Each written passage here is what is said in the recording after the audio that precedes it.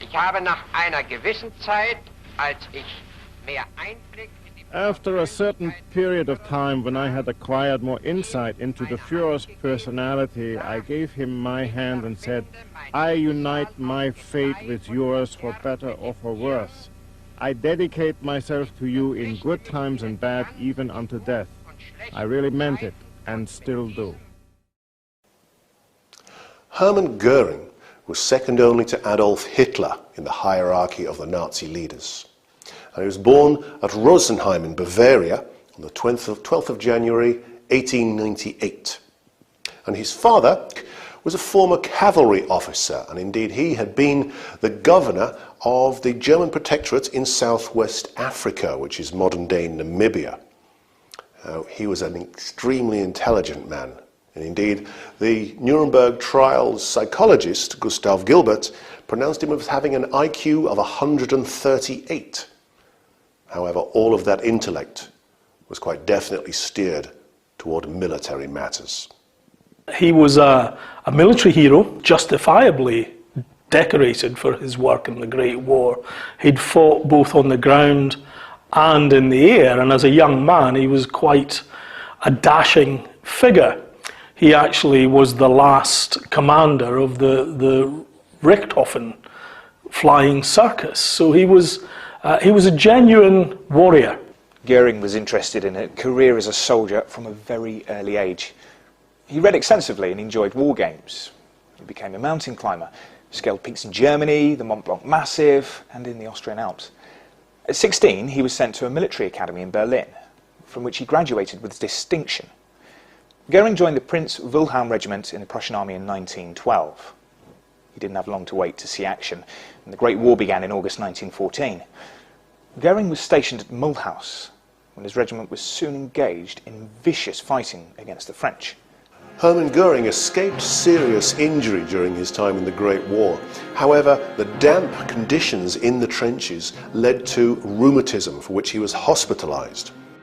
And whilst he was recovering from his effects of rheumatism, he was convinced by a friend of his to try and join what was at that time the fledgling Luftwaffe.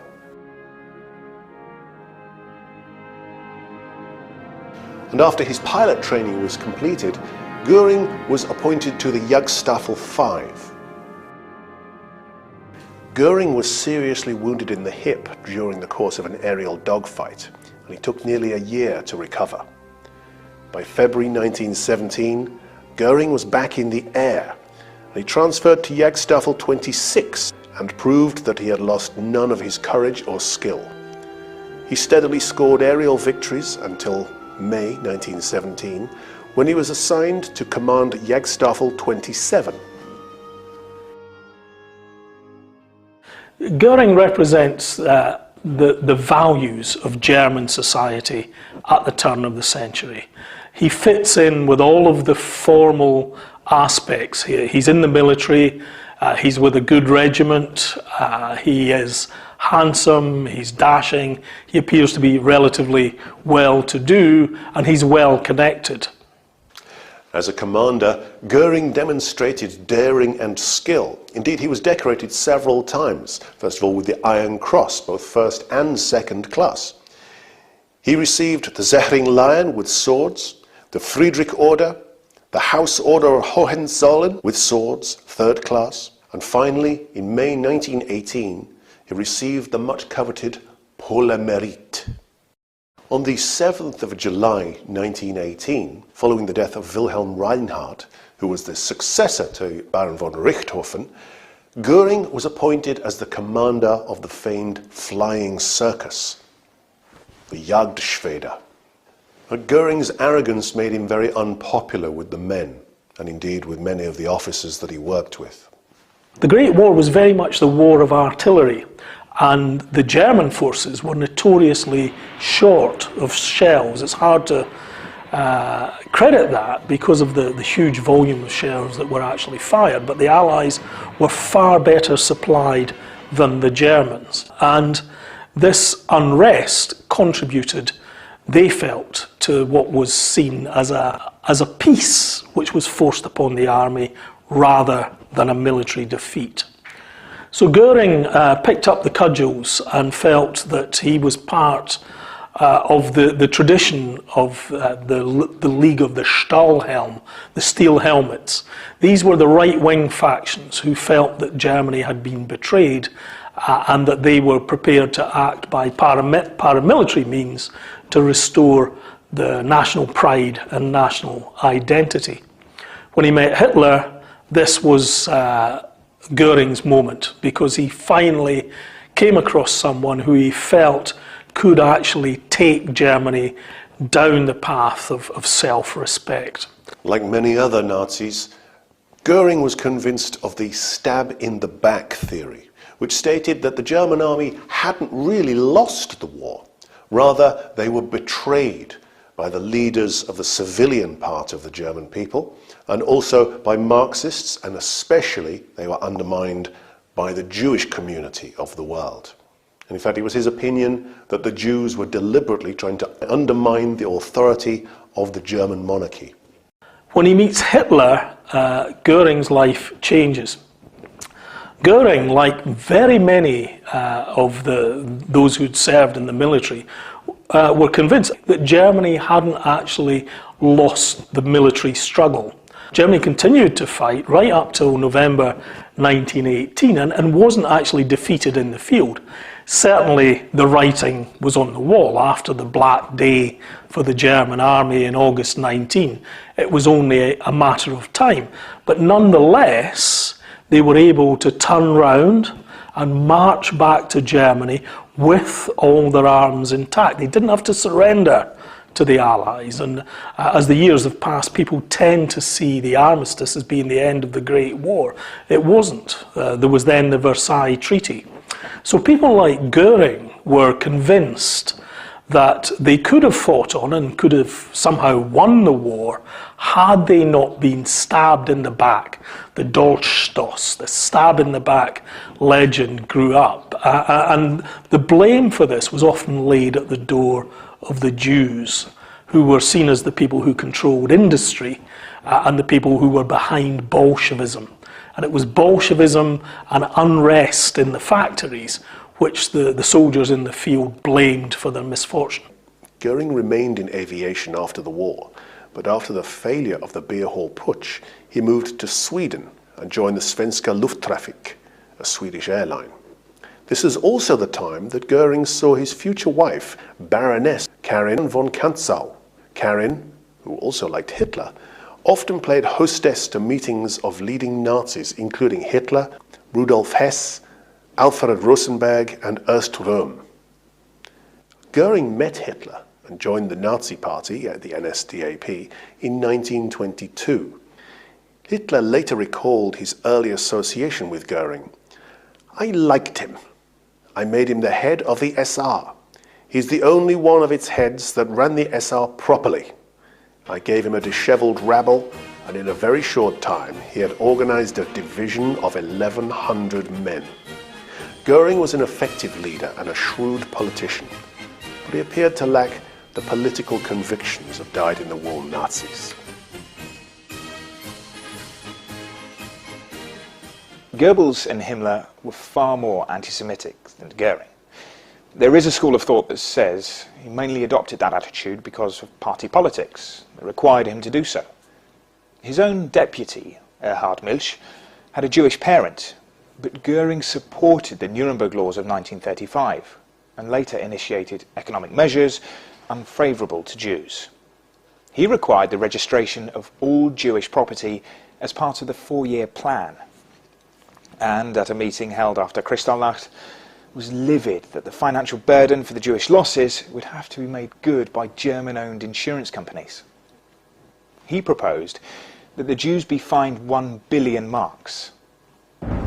Ich werde mit eisernem Besen auskehren und alle diejenigen, die ausschließlich wegen ihrer roten oder schwarzen Gesinnung und zur Unterdrückung aller nationalen Bestrebungen in Amt und Würden sitzen, hinausfegen. At the same meeting, options for the disposition of the Jews and their property were discussed. Eheschließungen zwischen Juden und Staatsangehörigen deutschen oder artverwandten Blutes sind verboten.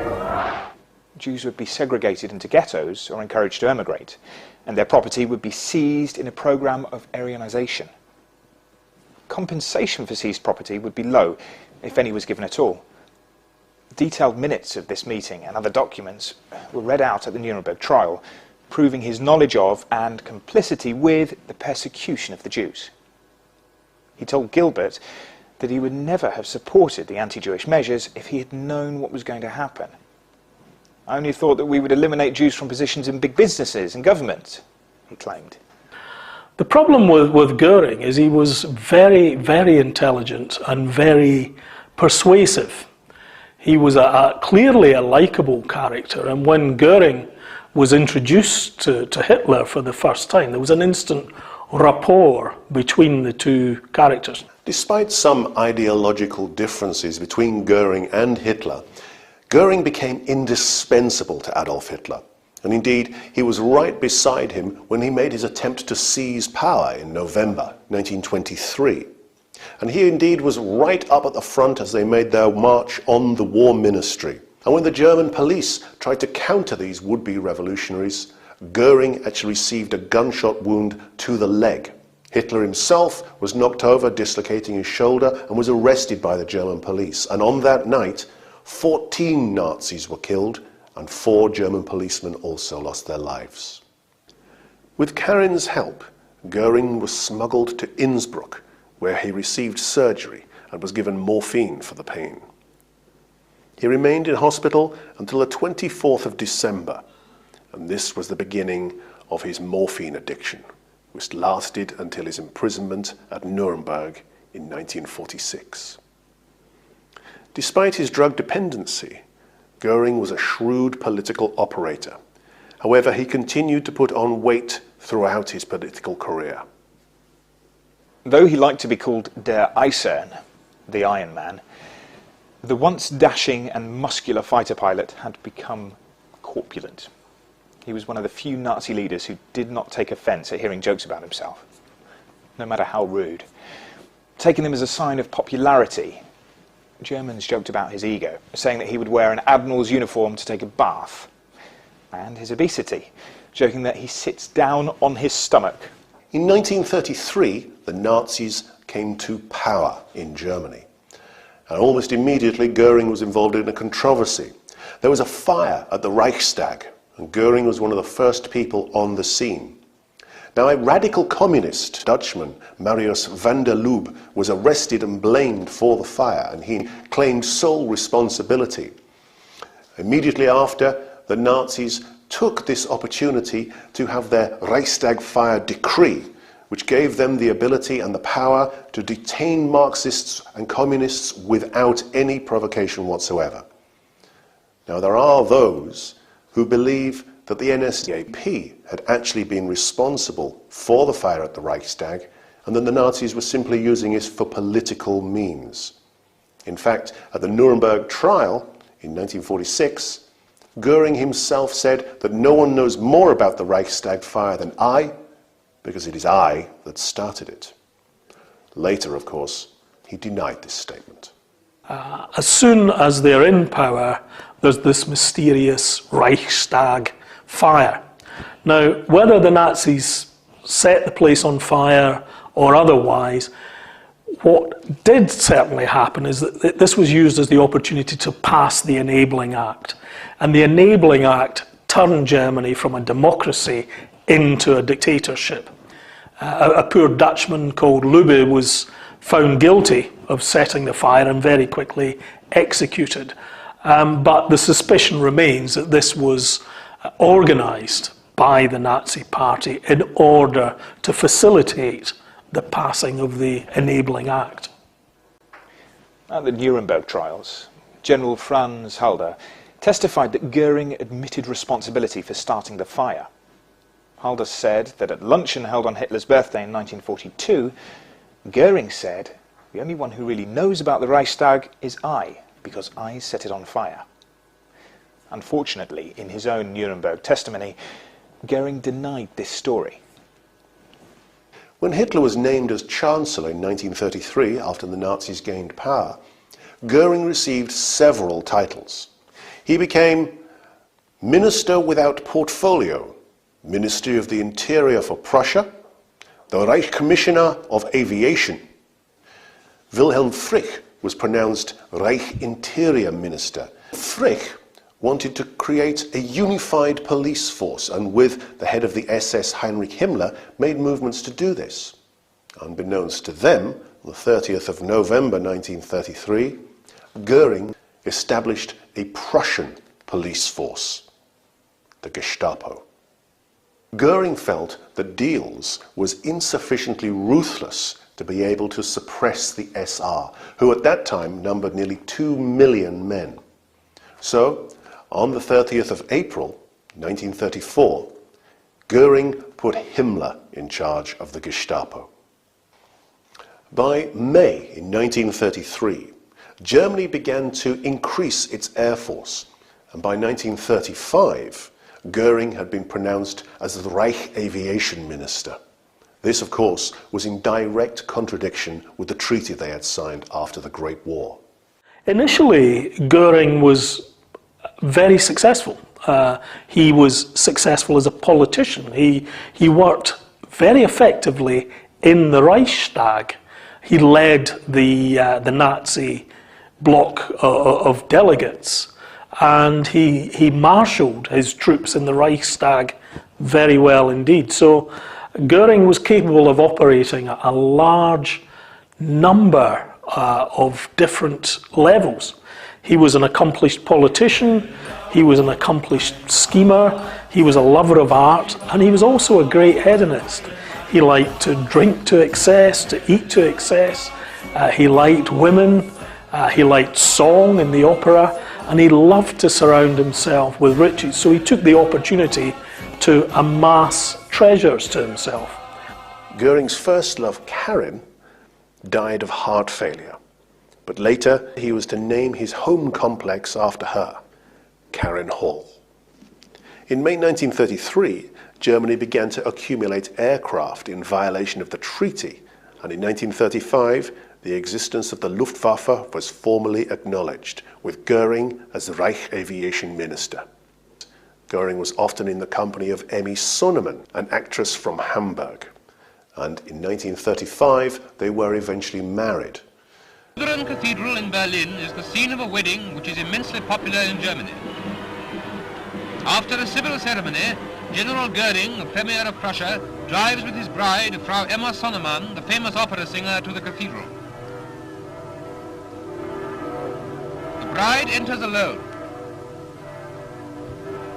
She is followed by Germany's best man, Hitler, who on this occasion literally is best man to the general. As the couple leave the cathedral, they are greeted by the roar of tens of thousands of Germans amid scenes of amazing and unprecedented enthusiasm, which recall the pomp of the old imperial regime.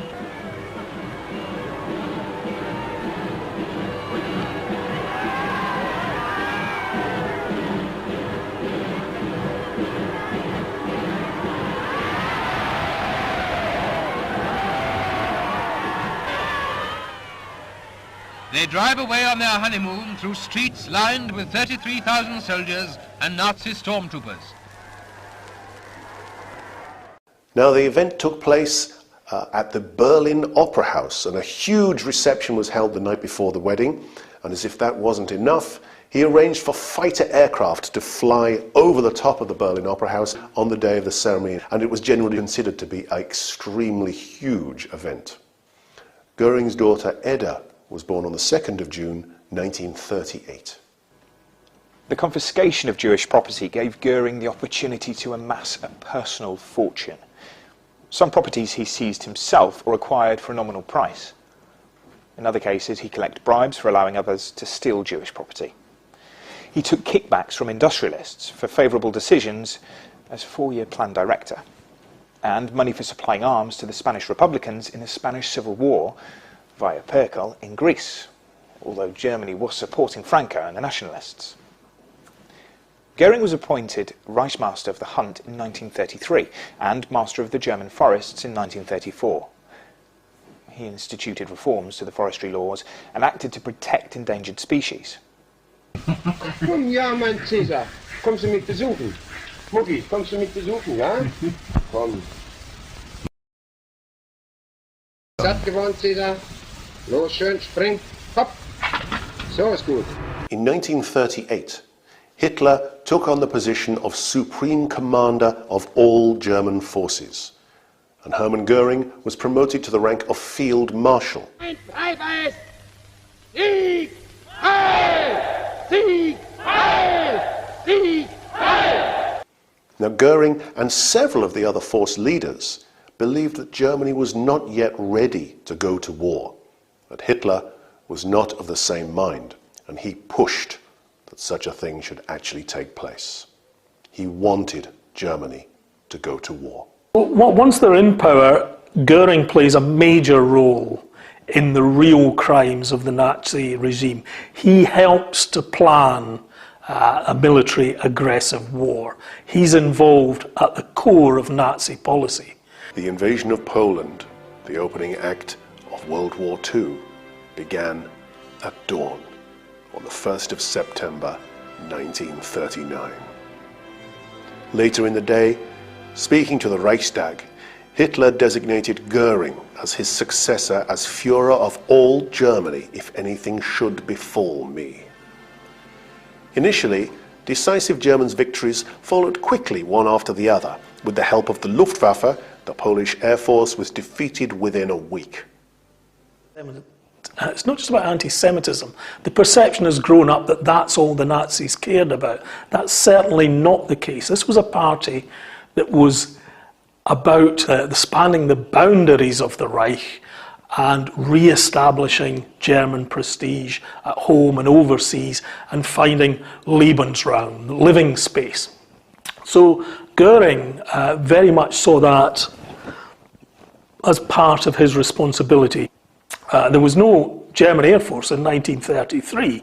He developed it very quickly from nothing to one of the most sophisticated and terrifying air forces on the planet. By 1939, the Luftwaffe had developed the planes and the tactics to deliver blitzkrieg, the lightning war that Europe had never seen before, with the Stukas at the forefront. The Stuka was very much the emblem of the Luftwaffe at the time. It was a dive bomber, and you actually almost used the aircraft to aim the bomb. You flew very low, almost onto the target, so all the pilot had to do was to release the bomb. Goering was known for his extravagant tastes and garish clothing. He had various special uniforms made for his many posts he held. His Reichsmarschall uniform included a jewel-encrusted baton. Hans Ulrich Riedel, the famous Stuka pilot of the war, recalled twice meeting Goering dressed in outlandish costumes. First, a medieval hunting costume, practicing archery with his doctor, and second, dressed in a red toga fastened with a golden clasp, smoking an unusually large pipe. Italian Foreign Minister Galeazzo Ciano once noted Goering wearing a fur coat that looked like what a high-grade prostitute wears to the opera. He threw lavish housewarming parties each time a round of construction was completed at Cairn Hall, and changed costumes several times throughout the evenings. Goering was noted for his patronage of music, especially opera. He entertained frequently and sumptuously and hosted elaborate birthday parties for himself. Armaments Minister Albert Speer recalled the guests brought expensive gifts such as gold bars and valuable artwork. Fallschirmjäger seized vital airfields in Norway and captured Fort Eben-Emael in Belgium. Goering's Luftwaffe played critical roles in the battles of the Netherlands, Belgium and France in the spring of 1940. The Luftwaffe also played a major role in the fall of France, but it was now that the trait of arrogance and self-aggrandizement began to emerge. In July 1940, Hitler began preparations for an invasion of Britain. As part of the plan, the Royal Air Force had to be neutralized, and bombing raids commenced on installations and on cities and on the centers of industry. What General Weygand has called the Battle of France is over. The Battle of Britain is about to begin. Hitler knows that he will have to break us in this island or lose the war. If we can stand up to him, all Europe may be freed, and the life of the world may move forward into broad, sunlit upland. But if we fail, then the whole world will sink into the abyss of a new dark age. Let us therefore brace ourselves to our duty. So bear ourselves that if the British Empire and its commonwealths last for 1,000 years, men will still say, this was their finest hour. Now, Goering believed 100% in his own abilities. His Luftwaffe had been successful in Spain, where they'd helped to turn the tide of the Civil War. The Polish campaign had gone exactly to plan. The Polish Air Force had been destroyed on the ground in a matter of days, and the Luftwaffe had helped to bring about the victory. And he expected the same thing to happen in England. He wasn't confident that Operation Sea Lion would go ahead, but he was nonetheless convinced he could destroy the RAF. And that hubris, that overconfidence, is what led to his downfall, because for the first time his Stukas were faced with far superior Allied fighters in the form of the Spitfire, and most of all the Hurricane. And it was the Hurricanes that really did the damage. The Stukas were shot down out of the sky, and they were withdrawn from action in 1940 after a disastrous attempt to try and destroy the British radar installations. Had Goering continued with the policy of attacking the RAF on the ground at the airfields, there's very little doubt that the Luftwaffe would have triumphed. However, the decision was taken to actually switch to bombing the cities. That had a terrible price in Coventry and London and Liverpool and so many other places, but it took the pressure off the RAF and allowed them to regroup. So Goering gets the very first bloody nose in the Battle of Britain, but it's not sufficient to lessen him in Hitler's esteem. The reason for that is that the failure in the Battle of Britain is overshadowed by the fact that Operation Sea Lion, the German invasion, was never really feasible. After their defeat in the Battle of Britain, the Luftwaffe attempted strategic bombing. By the end of the year, it was clear that British morale was not being shaken by the Blitz. In the aftermath of the Battle of Britain and Dunkirk, Hitler awarded Goering the Grand Cross of the Iron Cross for his successful leadership. During the 1940 Field Marshal ceremony, Hitler promoted Goering to the rank of Reichsmarschall des Großdeutschen Reiches, Reichsmarschall of the Greater German Reich, a special rank which made him senior to all field marshals in the military. Eier, Butter, Milch, das sind nun einmal Dinge, die können wir nicht anders beeinflussen. Es gibt gewisse Zeiten, da legen die Hühner viel Eier. Und es gibt Zeiten, da legen sie wenig. Es gibt Zeiten, da geben die Kühe gerne ihre Milch. Und es gibt Zeiten, da halten sie zurück damit. Meine lieben Volksgenossen, es ist noch keiner menschlichen Weisheit geglückt, das anders zu gestalten, wie die Natur es gestaltet hat. The next major development militarily is the failure of Operation Typhoon. Things had gone very well in Barbarossa. The German armies had swept back the Russians. Millions of Russians had gone into captivity, and the Luftwaffe had played its part. And again, the Russian Air Force had been largely destroyed on the ground and swept aside. Operation Typhoon, the drive on Moscow, was left far too late, and the Germans failed to capture that prize, with the result that the blame is really laid upon the generals. Again, Goering escapes blame, because he is lauded for the events at Demyansk. In Demyansk, around 100,000 men are trapped in a pocket by the Russian counter-offensive. And Goering's Luftwaffe, because they had destroyed the Russian Air Force, were able to supply the men inside the pocket and to preserve the army. So the airdrops were developed then, and as a result of that, the Germans fighting at Demyansk were ultimately able to withdraw more or less intact. Once the Sixth Army had been trapped at Stalingrad, Goering assumed that he could do the same thing he'd done at Demyansk the year before and to supply the pocket by air. So rather than allow the Sixth Army to retreat, Hitler takes Goering's word and assumes that the Sixth Army can be supplied until such time as the Germans can reorganise and relieve Stalingrad. Of course, that doesn't happen. Where they're expecting 100,000 tons a day, they're getting 6.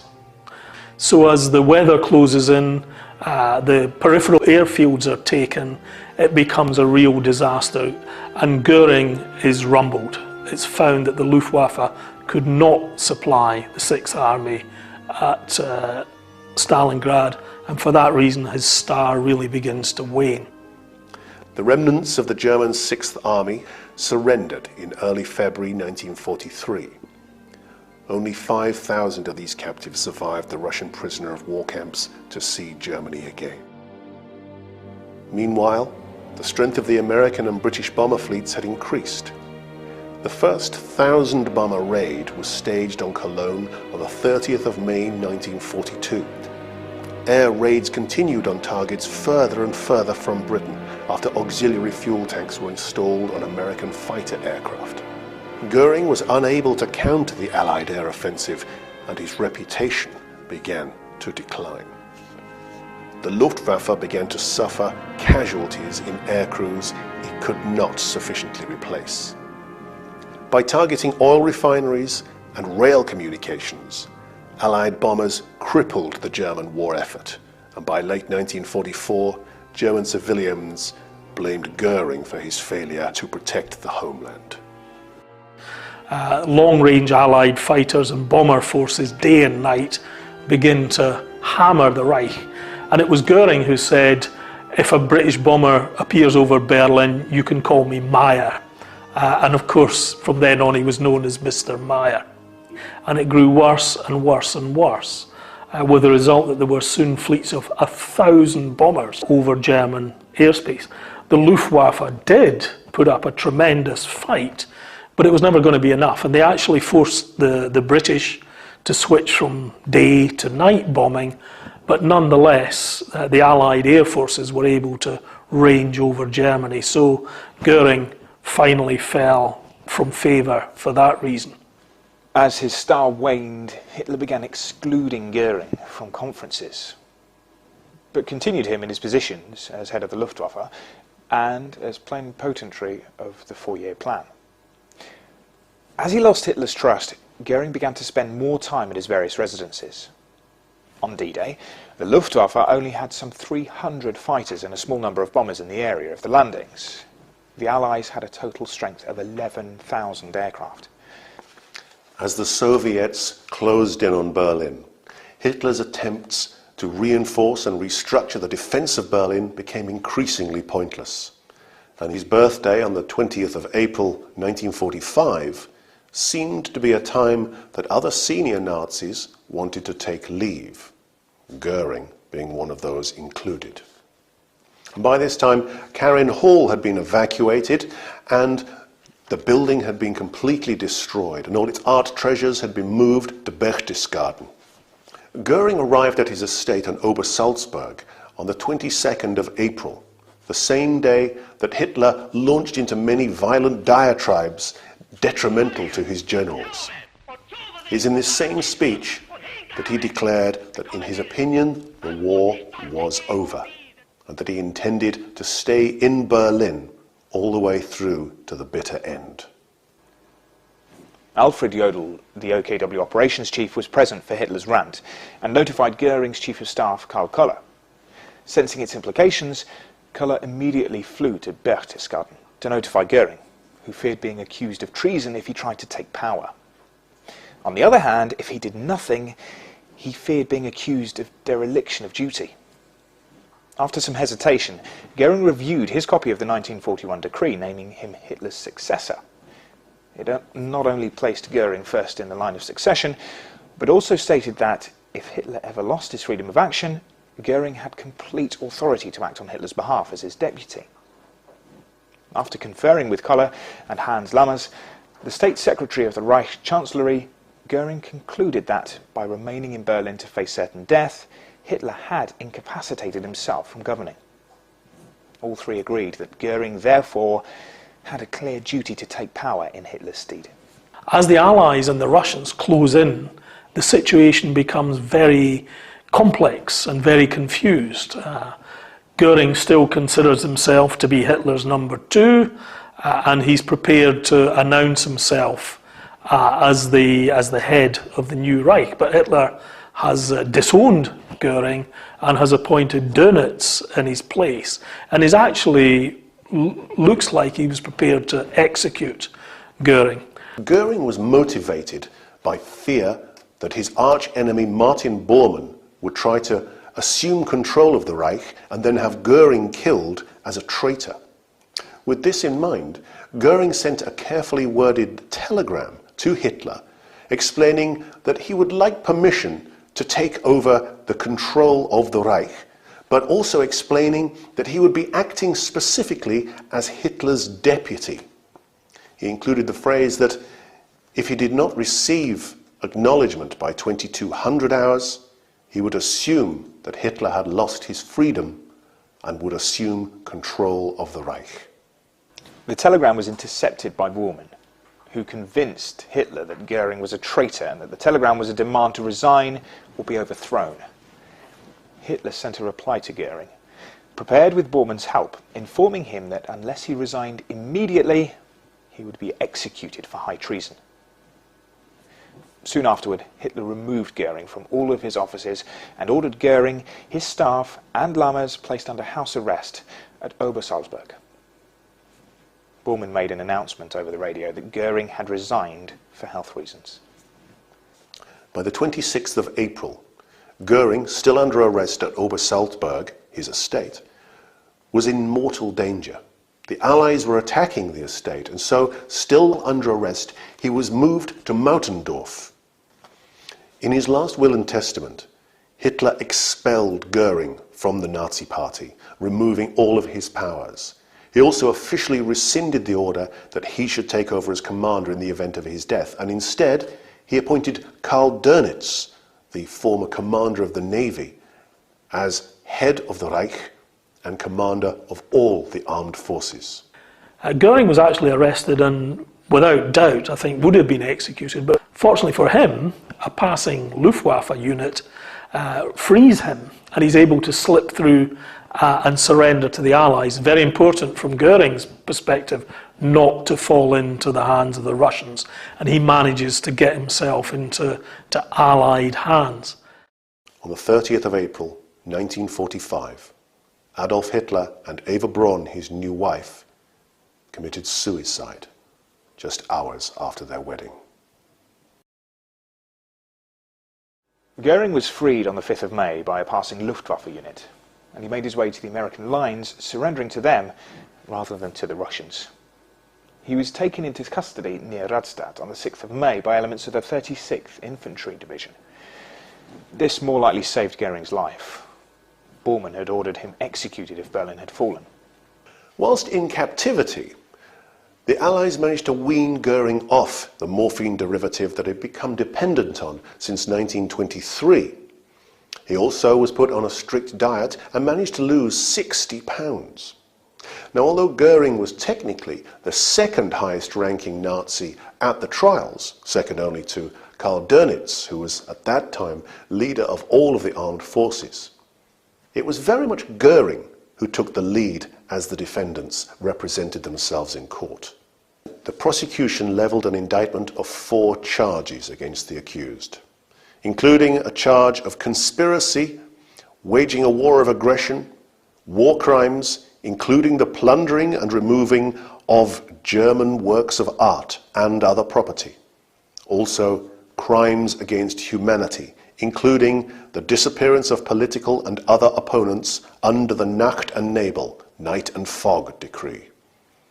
The torture and ill-treatment of prisoners of war, and the murder and enslavement of civilians, including what was at the time estimated to be 5,700,000 Jews. Not permitted to present a lengthy statement, Goering declared himself to be, in the sense of the indictment, not guilty. It would appear at Nuremberg that Goering genuinely believed that he had an opportunity to prove his innocence. He was able to point to the fact that the Holocaust hadn't been his preoccupation, which I think is true, but he was certainly a major player in the regime and he knew exactly what was happening.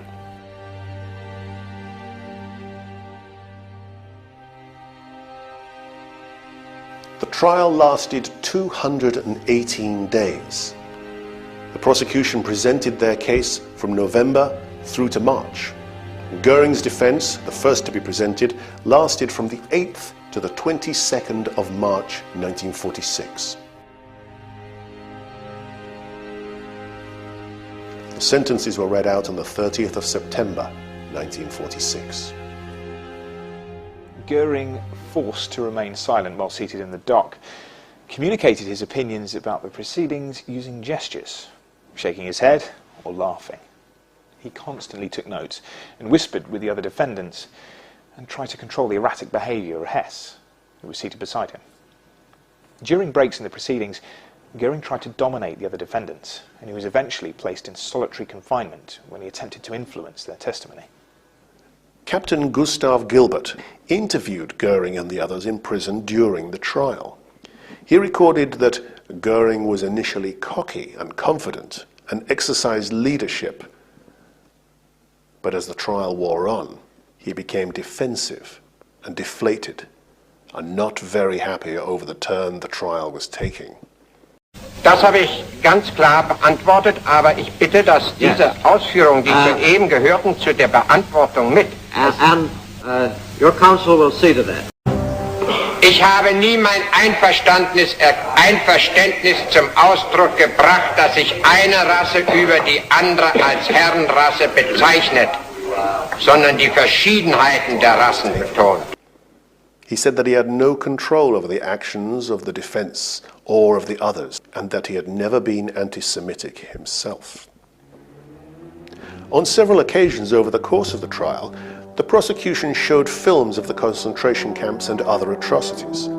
Everyone present, including Goering, found the contents of the films shocking. He said that the films must have been faked.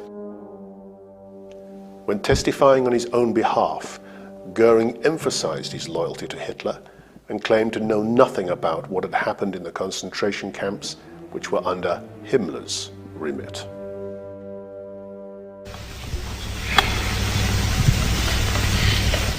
Die Anklagebehörde hat in ihren Schlussplädoyers die Verteidigung und ihre Beweisführung als völlig wertlos behandelt.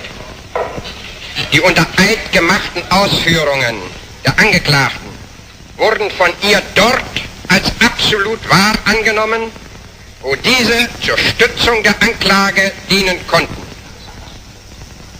Aber im gleichen Augenblick als Meineid bezeichnet, wo diese Aussagen die Anklage widerlegten.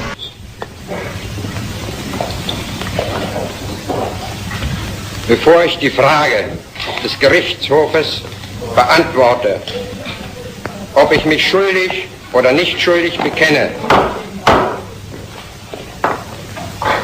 I informed the court that defendants were not entitled to make a statement. You must plead guilty or not guilty. Bekenne mich im Sinne der Anklage nicht schuldig. Goering was found to be guilty on all 4 counts and sentenced to death by hanging.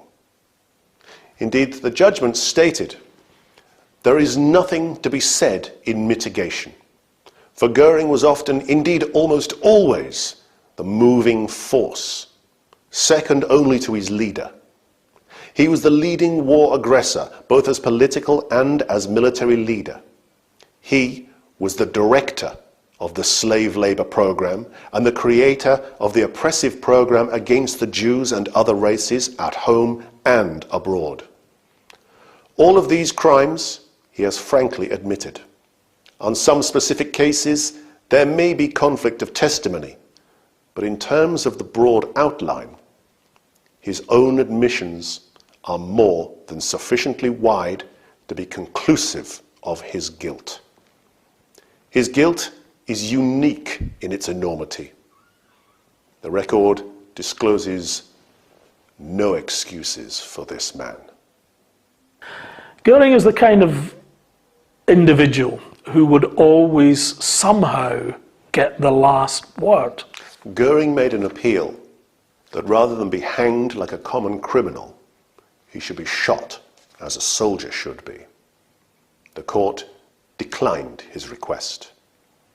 However, only a few moments before the hanging was due to take place, Goering somehow had managed to smuggle in a capsule of potassium cyanide and committed suicide in his cell prior to the sentence being carried out.